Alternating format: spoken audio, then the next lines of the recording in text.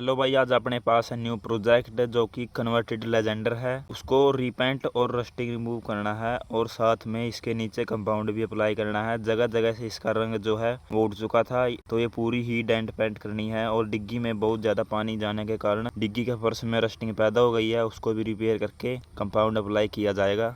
Fortuner Legender की light bumper वगैरह remove कर दिया है, जो कि वीडियो लेट हो गई थी, आपको दिखा नहीं पाए। और पीछे की बम्पर जो बैक लाइट होती है वो भी रिमूव कर दी गई है और पूरा इंटीरियर रिमूव कर दिया। सीटें वगैरह, छत वगैरह सब कुछ उतार दी गई हैं। कलर इस पे यही रहेगा और इस पे वाइट अस्तर का यूज़ करेंगे।